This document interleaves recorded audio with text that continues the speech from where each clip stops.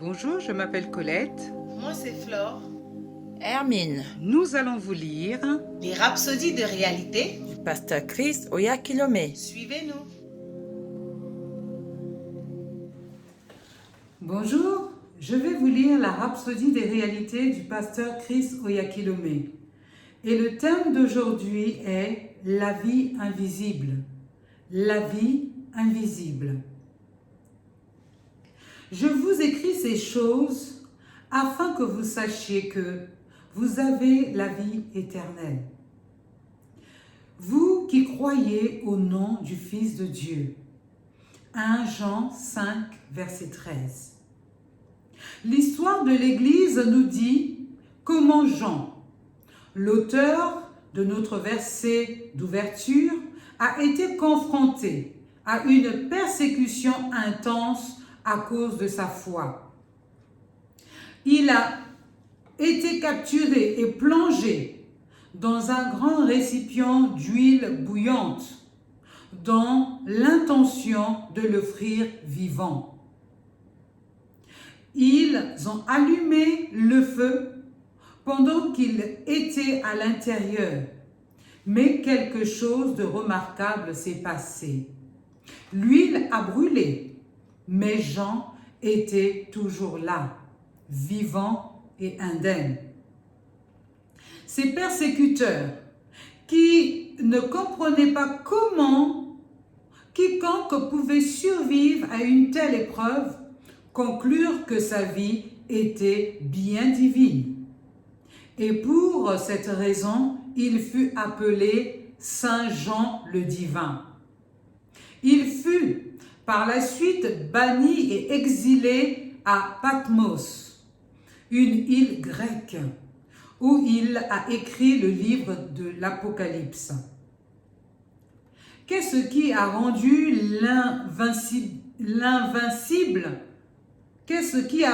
invincible cet apôtre malgré cet horrible traitement?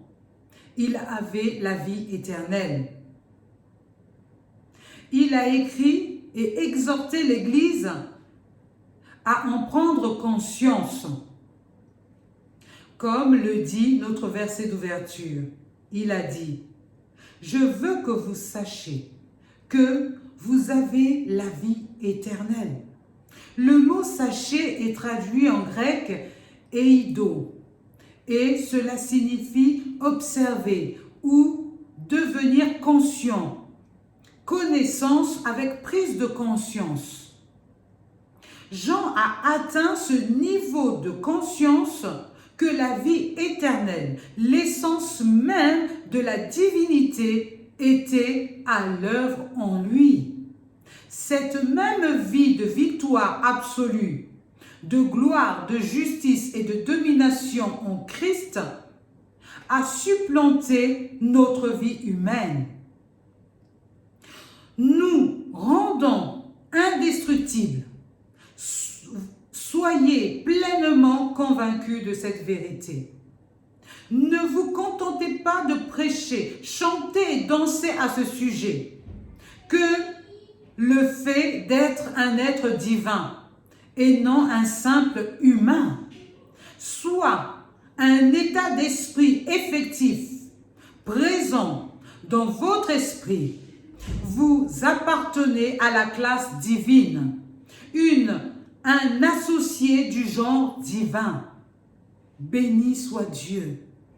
La prière d'aujourd'hui, c'est « Cher Père, je te remercie pour l'impact de ta vie divine dans mon esprit, mon âme et mon corps.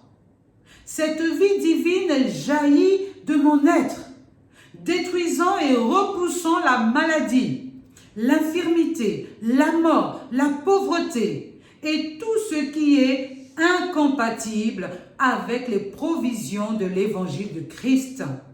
Je suis invincible, indestructible et imprenable au nom de Jésus. Pour une lecture approfondie, vous pouvez lire 1 Jean 5, versets 11 à 12. Et voici ce témoignage. c'est que Dieu nous a donné la vie éternelle et que cette vie est dans son Fils. Celui qui a le Fils a la vie. Celui qui n'a pas le Fils de Dieu n'a pas la vie. Jean 10, 10. Le voleur ne vient que pour dérober, égorger et détruire.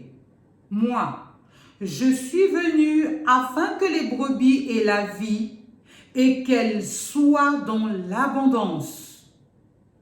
Romains 8, 11 nous dit: et si l'esprit de celui qui a ressuscité Jésus d'entre les morts habite en vous, celui qui a ressuscité Christ d'entre les morts rendra aussi la vie à vos corps mortels par son esprit qui habite en vous. Amen. Au revoir.